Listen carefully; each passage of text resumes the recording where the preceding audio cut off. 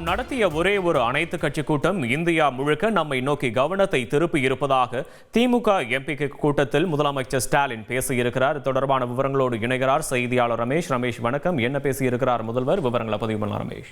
வணக்கம். முதலமைச்சர் மு க ஸ்டாலின் தலைமையில திமுக எம்பிக்கள் ஆலோசனை கூட்டம் அறிவாலயத்தில் நடைபெற்று வருகிறது. இந்த கூட்டத்தில் முதலமைச்சர் பேசியது என்னென்ன அப்படிங்கிற தகவல் நமக்கு கிடைச்சிருக்கு. என்னென்ன விஷயங்களை முதலமைச்சர் பேசியிருக்கிறார் என்று பார்க்கும்போது, நாம் நடத்திய ஒரே ஒரு அனைத்து கட்சி கூட்டம் இந்தியா முழுக்க நம்மை நோக்கி கவனத்தை திருப்பி இருக்கிறது என்று சொல்லியிருக்கிறார். அதாவது நாடாளுமன்ற தொகுதி மறுசீரமைப்பு தொடர்பாக அனைத்து கட்சி கூட்டத்தை முதலமைச்சர் நடத்தியிருந்தார். இந்த கூட்டம் தான் இந்தியா முழுக்க நம் மீதான கவனத்தை ஈர்த்திருக்கிறது என்று இந்த கூட்டத்தில் முதலமைச்சர் பேசியிருக்கிறார். அடுத்தபடியாக தொகுதி மறுசீரமைப்பால் பாதிக்கப்பட உள்ள ஆந்திரா, கர்நாடகா, கேரளா, தெலுங்கானா, ஒடிசா என்னோட பிசினஸுக்கு ஜிஎஸ்டி நோட்டீஸ் வந்திருக்கு பாரு. உடனே ஜிஎஸ்டி எக்ஸ்பர்ட் பேசு. உடனே எப்படி கிடைக்கும்? பாஸ் வாலா Be the boss.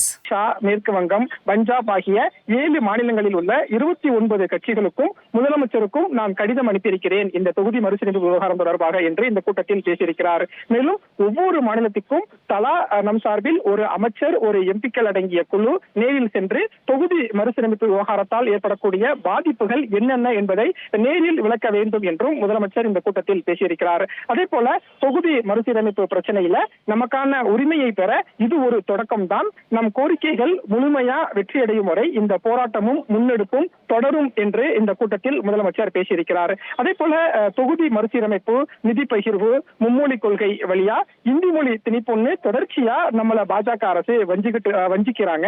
இவற்றில் தேசிய அளவிலான கவனத்தை ஈர்க்க திமுக எம்பிக்கள் உட்பட அனைத்து எம்பிக்களும் ஒன்றுபட்டு செயலாற்றிட வேண்டும் என்று முதலமைச்சர் இந்த எம்பிக்கள் கூட்டத்தில் பேசியிருக்கிறதாக தகவல் கிடைக்கப்பட்டிருக்கிறது.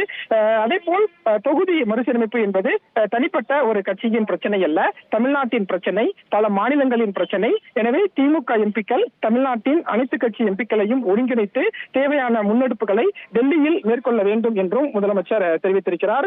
உடனடியாக டெல்லியில் தமிழ்நாட்டு எம்பிக்களின் கூட்டத்தை நடத்தி அவர்களது கருத்துக்களையும் கேட்டு நாம் செயலாற்றிட வேண்டும் என்றும் முதலமைச்சர் இந்த கூட்டத்தில் அறிவுறுத்தல்களை வழங்கியிருக்கிறார்.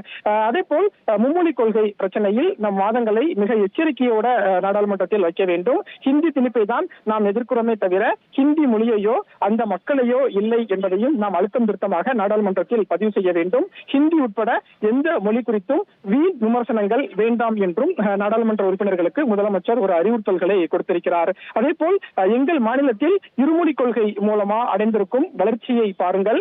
உலகம் முழுக்க தமிழ்நாட்டு இளைஞர்கள் சென்று பெரிய பெரிய பொறுப்புகளில் இருப்பதை கவனியுங்கள் என அவர்களும் நம் தரப்பு நியாயத்தை புரிஞ்சுக்கிற மாதிரி ஒவ்வொரு மாநிலத்துக்கும் சொல்லக்கூடிய அந்த அமைச்சர்கள், எம்பிக்கள் அடங்கிய குழு தமிழ்நாட்டின் வளர்ச்சி இருமொழி கொள்கையால் தமிழகம் அடைந்திருக்கக்கூடிய வளர்ச்சி குறித்தும் நேரில் விளக்க வேண்டும் என்றும் முதலமைச்சர் இந்த கூட்டத்தில் பேசியிருக்கிறார். அதே போல் நாடாளுமன்ற கூட்டம் தொடர் நடந்து முடிக்கும் வரை திமுக எம்பிக்கள் அனைவருமே தவறாது அவை நடவடிக்கையில் பங்கேற்க வேண்டும் என்றும், மாநிலத்தின் உரிமைகளுக்காகவும் மக்களின் நலனுக்காகவும் திமுக எம்பிக்கள் இருக்கிறார்கள் என்ற எண்ணத்தை மக்களிடம் உருவாக்கும் வகையில் திமுக நாடாளுமன்ற உறுப்பினர்களின் செயல்பாடு இருக்க வேண்டும் என்றும் திமுக எம்பிக்கள் கூட்டத்தில் முதலமைச்சர் மு க ஸ்டாலின் திமுக நாடாளுமன்ற உறுப்பினர்களுக்கு பல்வேறு ஆலோசனைகள், அறிவுறுத்தல்களை கொடுத்திருக்கிறார்.